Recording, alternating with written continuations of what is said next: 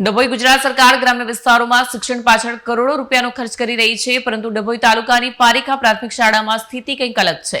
અહીં વિદ્યાર્થીઓના ભવિષ્ય સાથે ચેડા થઈ રહેવાનો ઘટસ્ફોટ થયો છે. જો શું છે આ મામલો? ડભોઈ ગુજરાત સરકાર સામાન્ય વિસ્તારોમાં શિક્ષણ પાછળ કરોડો રૂપિયાનો ખર્ચ કરી રહી છે, પરંતુ ડભોઈ તાલુકાની પારીખા પ્રાથમિક શાળામાં સ્થિતિ કંઈ અલગ છે. શાળામાં કુલ 41 બાળકો અભ્યાસ કરે છે, પરંતુ તેમને ભણાવવાને બદલે તેમની પાસે શાળાના મેદાન અને રૂમોમાં કચરો વળાવવામાં આવી રહ્યો છે. વાલીઓ પોતાના સંતાનોને ઉજ્જવળ ભવિષ્ય માટે શાળાએ મોકલે છે, પરંતુ અહીં બાળકો મજૂરી કરવા મજબૂર બન્યા છે. શિક્ષકોની ઘોર બેદરકારી દેખાઈ રહી છે, પરંતુ વ્યવસ્થા સાવ ખાડે ગઈ છે. એક શિક્ષક 1.5 મહિનાથી રજા પર છે, જ્યારે બીજા શિક્ષક પણ હાજર રહેતા નથી.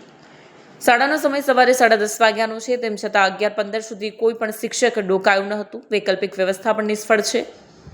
બાજુની શાળાના શિક્ષકને જવાબદારી સોંપાઈ હતી, પરંતુ તેઓ પણ સમયસર હાજર થયા ન હતા. જ્યારે આ ગેરરીતિ અંગે જવાબદાર વ્યક્તિઓને પૂછવામાં આવ્યું, ત્યારે તેમણે મીડિયા સમક્ષ કોઈ પણ ખુલાસો આપવાનો ઇનકાર કરી દીધો. એક તરફ સરકાર ડિજિટલ શિક્ષણની વાત કરે છે, ત્યારે પારીખા પ્રાથમિક શાળાની આ તસવીરો શિક્ષણ જગત માટે શરમજનક છે. 41 નિર્દોષ બાળકોનું ભવિષ્ય અત્યારે રામ ભરોસે હોય તેવું લાગી રહ્યું છે.